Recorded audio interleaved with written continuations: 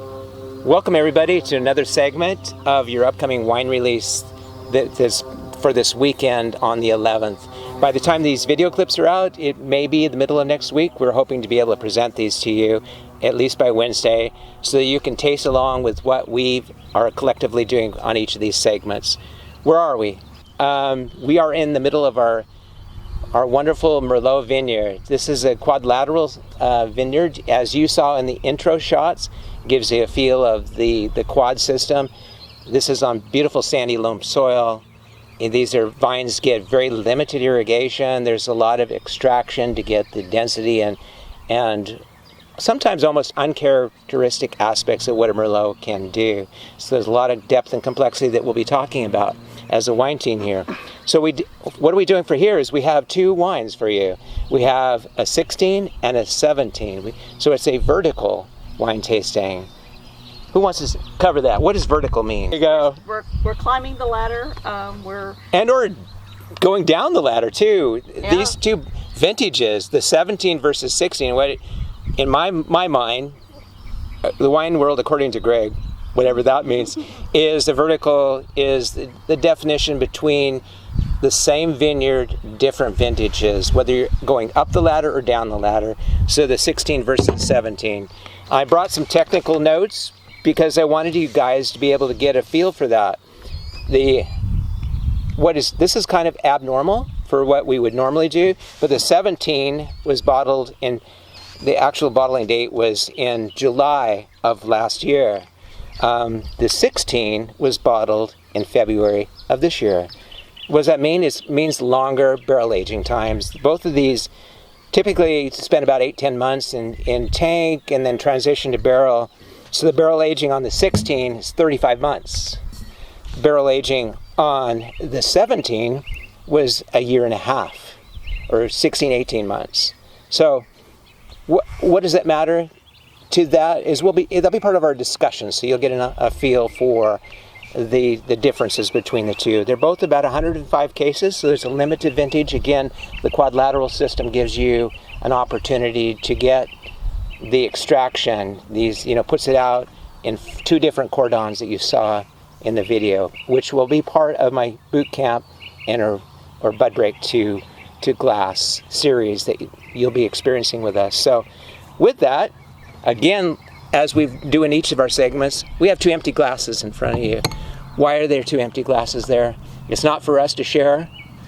It's for you. This is the intro. This is like, dive in, try these wines with our YouTube video or whatever format we go to so that you get a feel of what we're trying to present to you.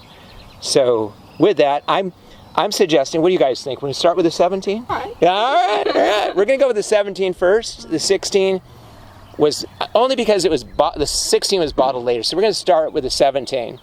And you notice, well, where are your wine glasses? Well, they just happen to be in our vineyard. Can you see? Tana, Thank you. you're a wine man. I'm pouring myself just to go down the succession. That was rude of me. Ty, he's already been tasting, can you tell? Let me see the teeth, brother. Yeah, all right. Jesus, freshening up your glasses. I think you both had 17s in your glasses, is that correct? Yep. Right answer was yes, it was. All right, so here we go. Mine has 16. Smells like 17. All right. It smells like 17.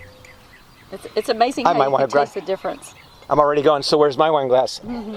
It's in the vine. Here we go. 2017 versus 16, vertical tasting. What are the contrasts, the differences? What's the beauty of that? So let's talk about it. How's the color, folks? Color, aroma, flavor, mouthfeel, finish, all these different wonderful elements. It's nice, it's dark. It's classic Merlot color. Merlot. Aromatically, what are you picking up that we've been discussing so many times with a different interpretation? What's that word? You know what? It's spicy, and there's a lot of pyrazines. You get Pyrazines. Or pyrazines, depends on where you came from. Georgia. Bell pepper, jalapeno, but not overpowering. It actually adds to the complexity of the wine. It's kind of secondary. It is secondary. I would totally agree. To the fruit. Yeah. Yep. That brambly. Brambleberries. Kind of, brambly green fruits. Color-wise, it's got the classic what I would, as a judge, would be looking for in a Merlot. So it's going to have that, especially when you put it down to a bright surface and you flare it out, you look at the tip of the wine in the glass, such as the tip of a tongue. You know, what colors does it display? Where does it go clear? All those different things.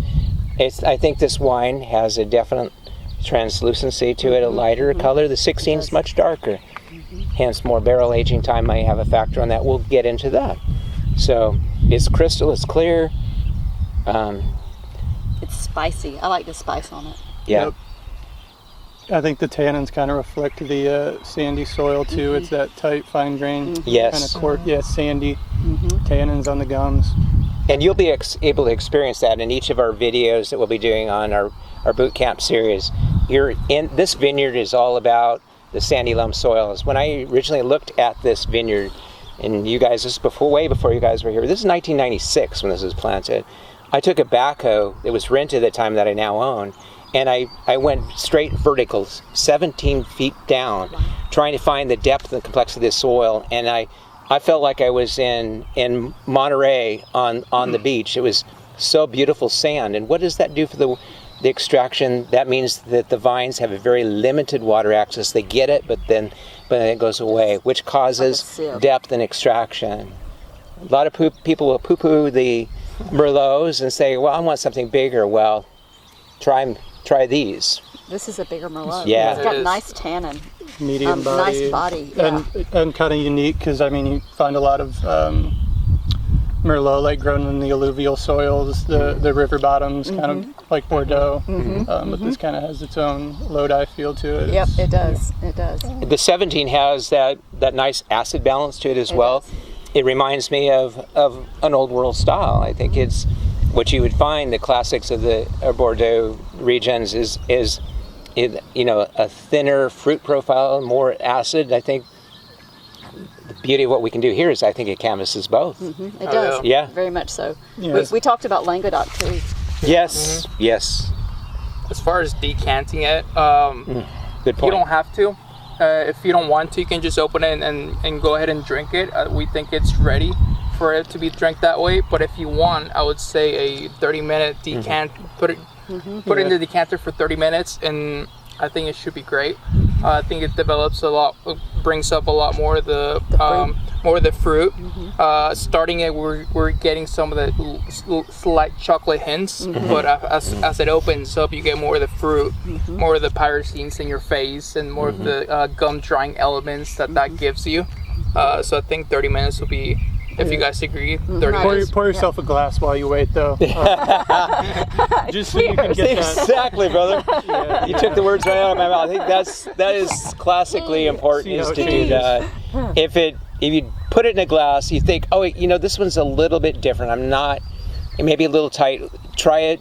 You could simply do this. You could take it wash clean hands, folks. Put your hand over the glass and shake it, and then try it again. Do I need to decant it? That allows the oxygen and the saturation in the wine to give it more. And it's been starving in bottle for how long? What is the natural environment around it give it? So I think it's classic. What would you pair with this? I think a vegetable ratatouille, even like a lasagna, meat lasagna too. Yeah. I think Yes. this is it's a very versatile wine. Red sauced base. Yeah, with absolutely. the Yep. acid. Beef From- Wellington. Beef Beef Wellington. Yeah, with It's some classic. mushrooms. Yeah. and Yep. Cream that sauce. pastry crust around it. You I bet. think would be really nice. And our cheese man. Yeah, if I was doing cheese, I'd go for maybe like a You said Gouda. blue cheese, gorgonzola. yeah Even gorgonzola.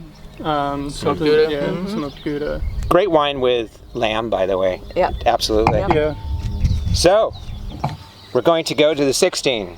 I don't So want what- to. The way we do this is we waste a little bit of wine, swirl it in your glass, pour it to the ground, so that the next thing that you put in your glass is 100% the next vintage. Thank you. And this is the reverse vertical. So like I said, that was the 17, now we're going into the 16. Stepping back a year, 17, 18 months in barrel versus 36 months in barrel. For Merlot, that sounds like a winemaker death march. It's like, why would you ever do that? Well, it works. Yeah. Just because. Rioja style. Yeah, Got that Grand Reserva Merlot going on. Yeah, exactly. So, Definitely more fruit on this one. FYI, we judge these wines on a 100-point score. We go for the color, then the aroma, the varietal correctness, and you'll be seeing this in your wine notes. So the third element was varietal correctness. The fourth is the mouthfeel of the wine. How does it make you feel? What are the intrinsic aspects of this relative to another wine of its varietal? And then finally, its finish. So it accumulates to a 100-point score. The last one we did, I can get it right, was 93 points out of 100. This one's considered 91. This is definitely longer on the tooth, so to speak, like me. So what does that mean? It translates to how it ages. It could be a 200-point score to one person. It could be 0 to another. You never know. So we collectively have pre-tasted that. The wine notes in front of me represent a composite of all of our notes in a sit-down tasting, and we banter back and forth, and we judge that, and it tells a story to us. And so this one's a 91-point score as an overall average. Again, 105 cases, 35 months in barrels. So I think I would assess that this one has definitely a darker color. Definitely. Yeah. You can definitely see the age. A little bit of the golden rim going on. But when we say the age, a lot of agedness aspect might be in the oranging of the color. Well, I'm picking up a brightness on almost a blue tinge to the edge. Viscosity that Jesus has talked about before, the thickness. It definitely has that. The body. Merlots are classically a lot lighter in style, but this one, the hang time on the glass can give it its character for aging, for the mouthfeel. Yes. A little bit of vanilla you can pick up from the barrels. Definitely softer than the 16. I think and it's all used oak, so the time spent in that barrel, it wasn't imparting a lot of flavor. It was kind of just helping round the edges out. Yeah, it was. Again, on our series that we'll be doing, you'll be in the barrel house, so you'll get an opportunity to see that. And our reds typically have a French oak influence, so where we might use up to 20% new French oak influence on the wine. This one has that vanilla characteristic that you would see in.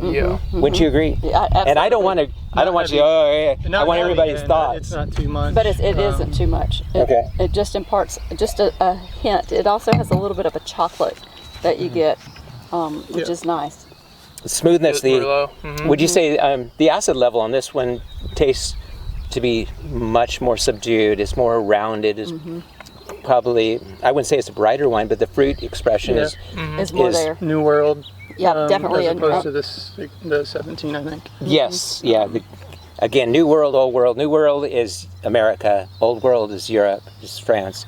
It's a lot of relative aspect to the soils and their influence in terroir, also part of the series.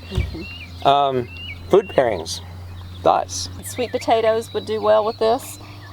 We also said pork roast with like a fig preserve would be really nice with this.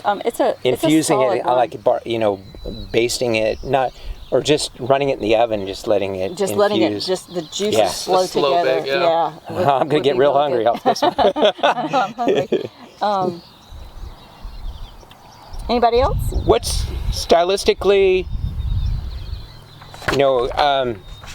my style, this leads more towards that I'd be looking in a Zen, but I want it to be classic Merlot. So I think the 16 is my style. 17 is more the pyrazines aspect. It creates more of that. So what do you think? Yeah, they're both good. Different two styles of winemaking. You got this one a lot longer. Let us know which one you prefer. Yes. It's just nice to hear what are people's preferences or what you guys think about it. See if you don't agree with us. Take these and put them in a vertical and or horizontal with other wines of the same vintage in Merlot. See what you think. Thank you for your time, everybody.